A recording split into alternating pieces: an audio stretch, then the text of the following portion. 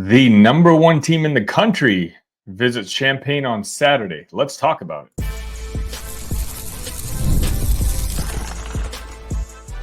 You are Locked On Illini, your daily podcast on the Illinois Fighting Illini. Part of the Locked On Podcast Network, your team every day. Welcome, everybody, to a Friday edition of Locked On Illini. My name is Sunny Verma. You can find me at IlliniCast, at TheSunnyV on all the social medias, and also just do a quick search for Locked On Illini, whether it's Facebook, Twitter, X, Blue Sky, Instagram, TikTok. I'm on all of those. Send me a message. Say hello.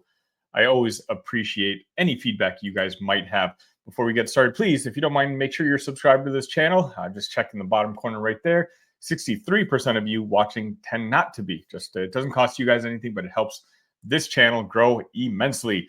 Today's episode is brought to you by Game Time. Download the Game Time app, create an account, and use code LOCKEDONCollege for $20 off your first purchase. There's going to be a lot of marquee games on Saturday in college basketball, and I would argue none more marquee than the one that the Illini are going to be playing. We've got the number one Tennessee Volunteers, coached by Coach Rick Barnes, coming to Champaign, and they're going to basically play out the second half of the home and home. Obviously, Illinois lost a very close game last season to Tennessee, and I'm going to be honest with you guys, this Tennessee team this year looks even better. This might be the best team in the country, and I'm not just saying that because they're ranked number one, but when you look at the analytics, they are a top 10 offensive team in the country, and yet they might be even better on the defensive side of the basketball. So again, it's going to be one of those games where I don't know where the expectations are. I'll be honest, I was kind of surprised that the spread was only Tennessee favored by -3.5. Now, I know some of you folks in my Discord have talked a big game and are basically predicting an upset on Saturday against the Volunteers. And I certainly hope you guys are right, but it's definitely going to be a daunting challenge ahead. Speaking of the Discord, there's going to be a link in the description. Please join us. We're talking sports all day, every day, mainly focused on the Illini, but we talk about everything. To give you an idea of the Tennessee Volunteers, you have Chaz Lanier.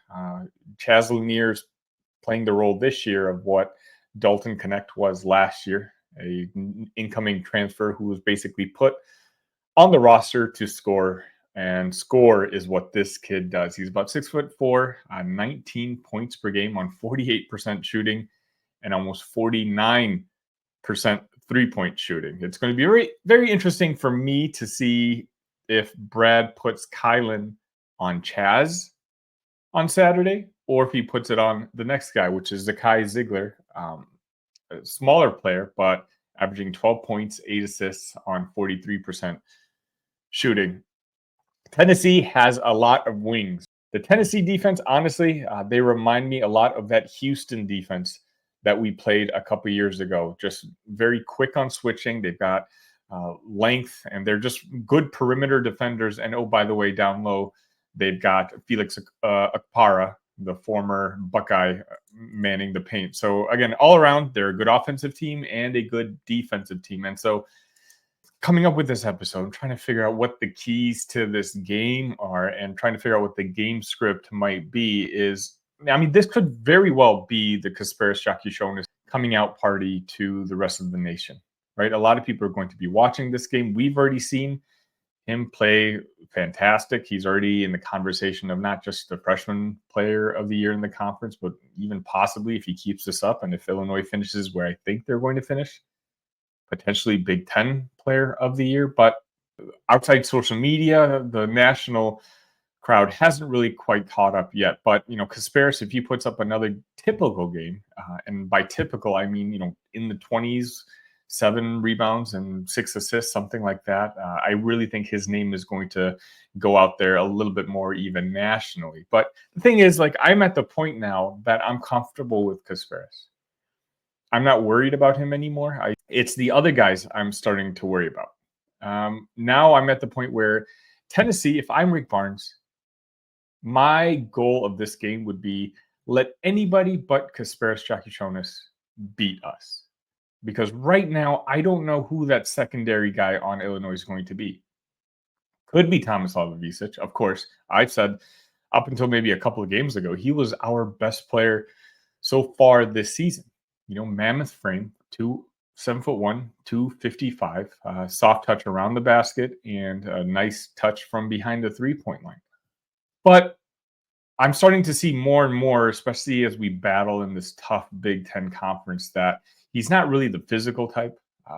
Despite of how big he might be, he doesn't really like to muscle around and use that big body of his to impose onto others. Tomislav had a bad game. I wouldn't even say it's a bad game, because you're talking about, I think he had 9 points and 11 rebounds against Wisconsin, a team that I thought he would dominate, just because I had seen what Michigan had done to the Wisconsin Bigs just a couple of games earlier. But he played fine.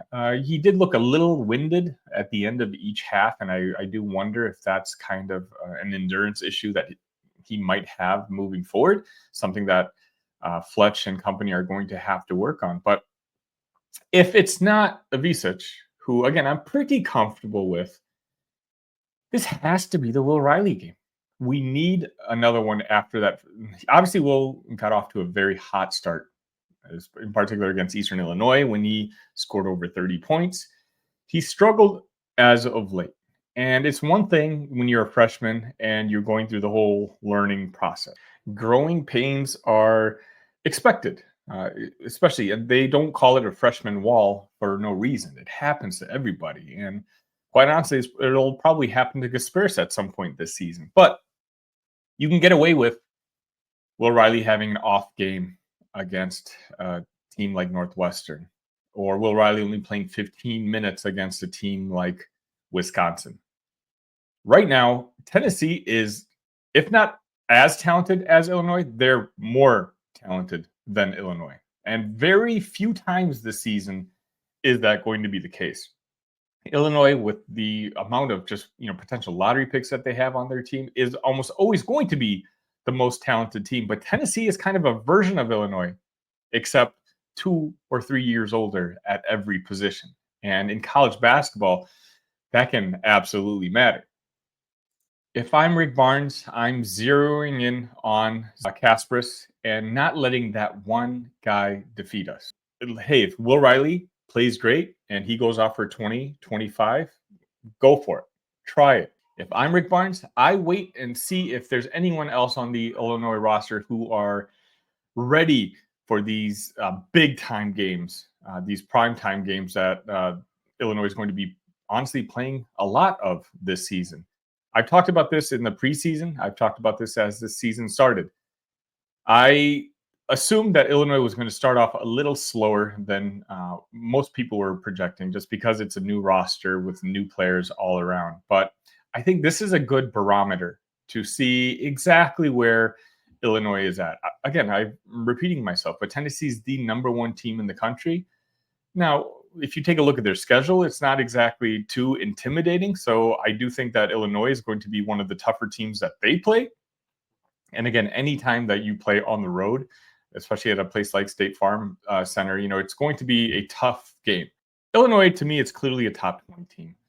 Despite the fact that they're not ranked now, I do expect Illinois to keep it relatively close. But again, it's going to be like, can Illinois keep up offensively with Tennessee?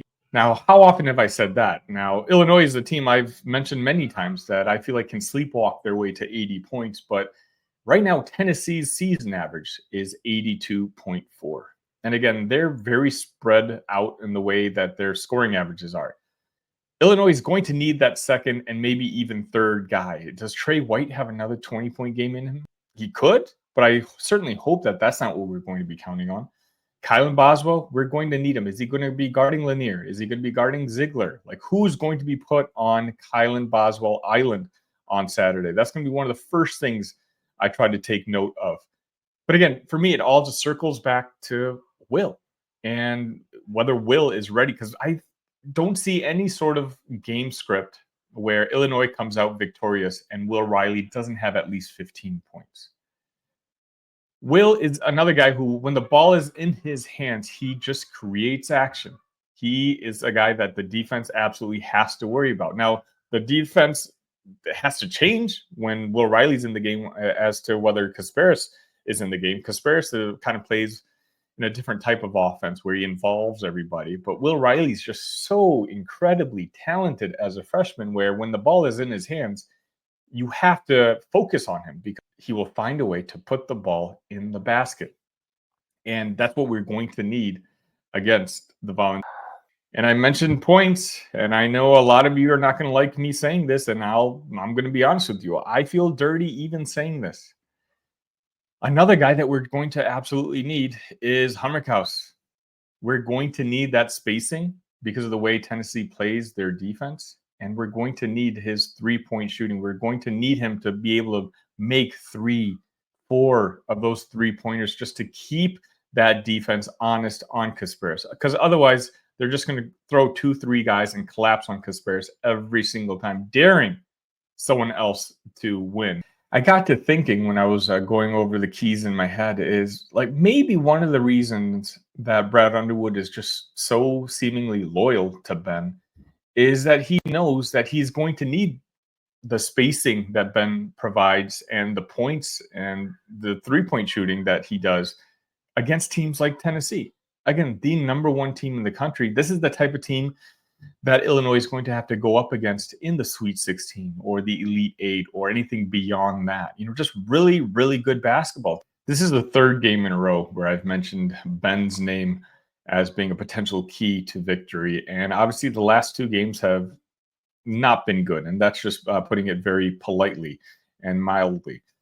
If he struggles again on Saturday, Brad Underwood's going to have some serious talking points in that post-game conference. Again, for me, it's more important that I don't mind you playing Ben to have him try to shoot his way out of this slump that he's in. My issues come when Brad takes a timeout with 3 minutes left in the game in a close game where it's just a couple baskets one way or the other, and Ben is 1 for 7, and he throws Ben right back out onto the floor, where we know that the offense on the other side just exploits him defensively every single time. Again, I know Brad said that Ben had graded out to be the best defensive player on the team 6 of the last 7 games. Brad, nobody believes you. Okay, we all have eyes. This is just, I would love to see your work. Email it to me. Find me at lockedonillini@gmail.com. Send it to me, DM it to me, because I'm going to need proof, because certainly my eyes are not seeing it. But again, I think it's going to be a hard-fought battle. I don't know if Illinois is ready for the number one team in the country just yet. Again, they're beyond where I thought they would be right now, so I do give them a fighting chance. But ultimately, I think Tennessee is going to win 87-76, a very close game. And I think that's all we kind of need to do for the national narrative. No one really expects Illinois to win this basketball game. I think, again, I'm shocked that the spread is only 3.5, but I think we're getting some points for the game being at the State Farm Center. Either way, just remember that make sure you're subscribed to this channel, because I go live immediately after the game, each and every game, whether it's college basketball or college football. You'll find me right here. So make sure that you join me immediately after the game. Hopefully we can celebrate together, but if need be, we'll have a little therapy session together.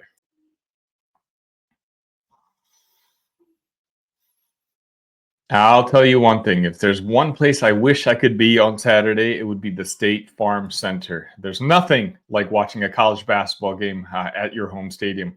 If you're looking to do just that, just make sure you use the Game Time app. Game Time app lets you see the seat view before you buy and comes with the lowest price guarantee. All-in pricing. Toggling this feature shows the total upfront with no surprise fees at checkout. And as I mentioned, the seat views get a panoramic view from your seat in the app before you buy. Take the guesswork out of buying tickets with Game Time Picks. Download the Game Time app, create an account, and use code LOCKEDONCollege for $20 off your first purchase. Terms apply. Again, create an account and redeem code LOCKEDONCollege for $20 off. Download Game Time today. What time is it? Game time. It's transfer portal season in college football, and all of us are trying to basically refresh our Twitters, all our social medias constantly to see what the latest name is who might be entering the transfer portal and that we could possibly see wearing an Illinois uniform next season, but also who might be leaving the Illini from last year's team. If you are subscribed to this channel, you saw me go live for an immediate reaction to backup quarterback Donovan Leary entering his name to the transfer portal on Thursday. Now, again, Illinois has kind of been in a pretty good shape in the sense that the names that we've lost, really, there's no one that we're feeling too upset about. Leary, again, a very talented young quarterback and someone who I hope lands on his feet someplace, but he was the backup, right? He only, I believe, had 15 snaps on last year's team.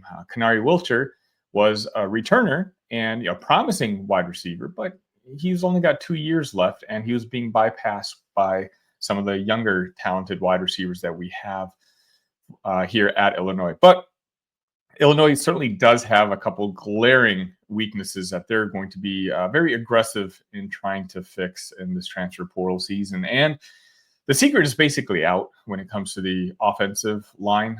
Miles McVay, a former, I believe he was a 4-star, he might have been a 5-star, a top 200 player out of East St. Louis. So that's where Brendan Henderson and Melvin Priestley they're all teammates together, actually, those three.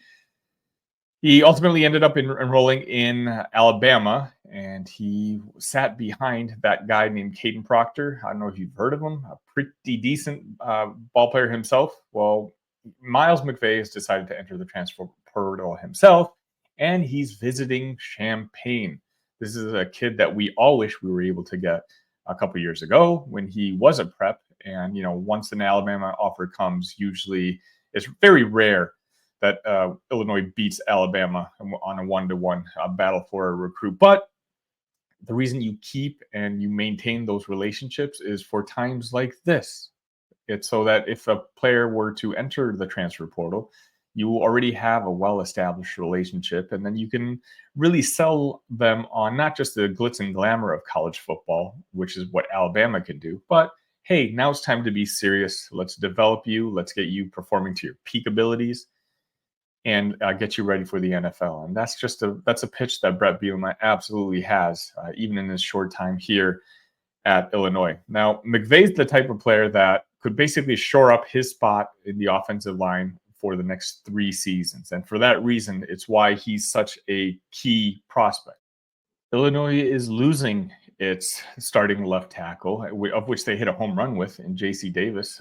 We only had him for 1 year, and he played so well to the point where he should be a second, maybe third-round draft pick in the NFL draft coming up. And unfortunately for Illinois, where they're weakest at, that being the offensive line and defensive line, those tend to be 2 of the 3 most expensive positions when it comes to NIL, quarterback, of course, being the third one.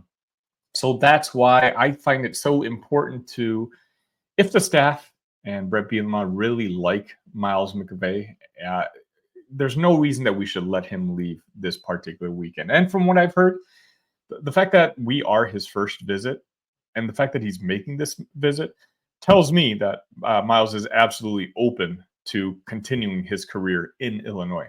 To me, again, the key is to lock him down this weekend and don't let him visit wherever other offers he might have. Let's just lock down that left tackle position, not only for this season, but the 2 years after that as well. Another player, depending on when you're listening to this, who may have currently be on campus or may have already left, is Kentucky wide receiver Dane Key. Dane is arguably a top 5 player in the transfer portal. Essentially, any team that is looking to add a wide receiver has contacted Dane. I believe he's got visits set up at Georgia and Ole Miss after his visit to Champaign. So again, this is a kid that's very high in demand. So how is this a kid that decided to come to Illinois? Well, it turns out that he has a relationship from his previous recruitment with Illinois wide receivers coach Justin Stepp. And so that relationship was close enough for Dane to want to come visit Champaign and see what we're all about. And the sell for Illinois to Dane is a very good one. Again, now in back-to-back years, we've had arguably one of the best wide receiver rooms in the entire conference. Last season, it was Isaiah Williams and Casey Washington, who both, by the way, have played in the NFL. this past year, we had Zachary Franklin and Pat Bryant, who both, by the way, I believe will play in the NFL. That wide receiver room right now has a lot of young, talented players in it. What we really need is one guy that we know Luke Altmaier can trust when he throws the ball to. And that's kind of what might be intriguing for Dane too, right? We know Illinois is in a great spot with Luke Altmaier, who, technically, again, has not officially announced he's coming back. But I think the Donovan Leary transfer news tells me that the chances of him returning are very, very good. In Luke Altmaier's senior season, Illinois is going to max out every opportunity to make this team be as good as possible. And for that, we're going to need Luke to play at his highest level. And so when we have a quarterback coming back for the third season in a row under the same system, under the same offensive coordinator, and who, by the way, was very productive in his last season, that's got to be very appetizing to a wide receiver, right? He knows there's a system in place that for, again, back-to-back years has produced NFL talent. In Champaign, Dane Key will be the number one wide receiver. There's younger guys who are very talented, who I don't think are quite ready for that number one spot. But Dane and his game can almost slide right into what the Pat Bryant role was last year. They're actually very, very similar in the type of players that they are. So whether we're ultimately going to get Dane or not, I don't know. It's definitely going to be an uphill battle. Again, I've heard Georgia, I've heard Ole Miss, and I've heard Nebraska. Normally names that you don't feel very optimistic or positive going up against one-on-one. But again, I think that Illinois and Brett really do have a very strong and solid sell this year. Another position of weakness, the defensive line, that's a position unlike the left tackle spot and unlike the wide receiver spot. For some reason, we just have not been able to bring in a lot of high-end talent. And from what I've gathered and what folks in my Discord have been telling me as well, by the way, again, please join our Discord, really growing community there, and where you can kind of hear news where I'm not exactly allowed to report it yet for obvious reasons. I have reasons that I am not allowed to say certain things until it becomes public, but you'll usually hear about it in the Discord earlier. But the defensive line just hasn't been as promising as some of the other position groups that are in need. We do have a former Wisconsin defensive lineman, James Thompson, coming in. He also has a Texas A&M visit, and I believe he was offered by Tennessee as well. Again, it's going to be a tough one, but he's a 2-year starter at this point from the state of Ohio. He's a guy who basically hopefully can play like that Dennis Briggs role from last season, right? Dennis was one of the unheralded stars of that defense, a guy who we were counting on and really came through. We're going to need a lot more than James Thompson. And quite honestly, I don't know if I'm exactly very optimistic that we're going to ultimately get James. And so this is just going to have to be one of those conversations that Brett needs to have, what they need to do to really get better at that defensive line recruiting. Obviously, we have one of the best defensive lineman coaches in the country in Terrence Jameson. And the guy he can develop what he has, and whatever players are under him, he develops to their max potential. But for some reason, we just have not been able to land the higher end game breakers recently, at least ever since Newton and Randolph left from a couple seasons ago. Another position that they're really looking after is tight end.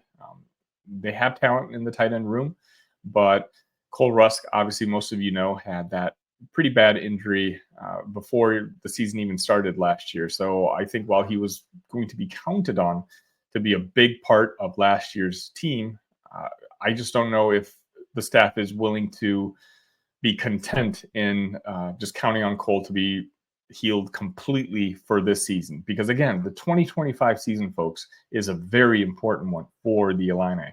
We have a lot of talent coming back. I believe I counted 15 or 16 starters, all planning on coming back this year. Luke Altmaier in his senior season, and a schedule that honestly does not look all that intimidating. This is a year where 9 wins this past season was a huge shock. If I'm going to be honest with you, when I look at the schedule next year's, I would not be that surprised if we were able to hit 9 wins. But again, that's going to require on us hitting on some of these transfer targets that we have this offseason, similar to the way we did in the previous offseason.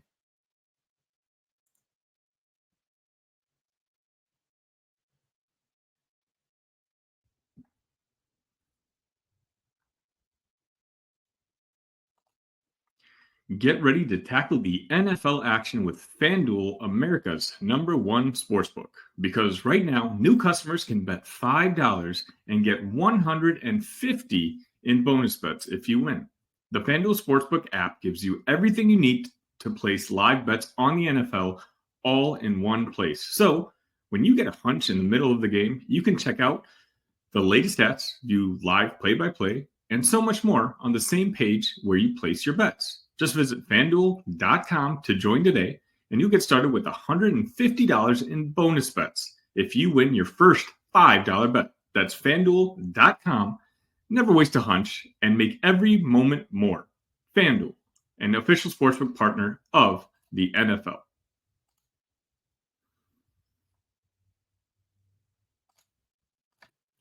Congratulations to Katie Hulton to returning to the Illini family. She was named the new head coach of Illinois soccer. Obviously, longtime Illinois soccer coach Janet Rayfield announced her retirement October 30th after 23 years leading the orange and blue. So it's nice to have Katie, who used to be an assistant coach at Illinois, return to campus and hopefully have a similar run the way that the previous hire, Josh Whitman, had with Shauna Green, the way Shauna's turned around that women's basketball program.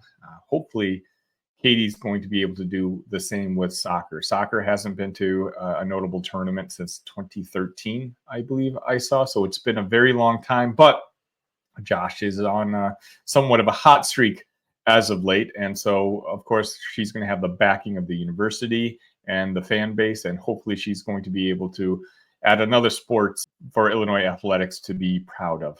And that's going to wrap it up for today's edition of Locked On Illini. Make sure on your way out, make sure you've already hit that like button and make sure you're subscribed to the channel. Again, it costs you guys absolutely nothing, but what it does is it sends this channel out to other fans of Illinois sports just like you, and it helps build this community. It's my goal to hit 2,000 subs by the end of the calendar year. I'm going to need some help from you guys, but whether I make it or not, I always appreciate the support I get from this community. Simple reminder, immediately after the Tennessee game, I will be right here on this channel going live, discussing what we saw, what we liked, what we didn't like. So make sure that you come right back here after the game tomorrow as soon as that final buzzer goes. If you're looking to talk Tennessee before the game starts, find me at Illini Cast. That's my other channel. You can see the name the handle right there on the screen if you're watching this on YouTube. We'll be doing a game preview right before the game starts, and we might even be going live during halftime. Either way, I'm looking forward to the matchup on Saturday. Again, my expectations aren't as optimistic as they were the last couple of games, but I think it's an opportunity for this young Illini team to really prove itself and show that it's ready to make some noise once Big Ten season rolls around, which honestly is just in a couple weeks. See you Saturday after the Tennessee game. Until then, ILL. Love you guys.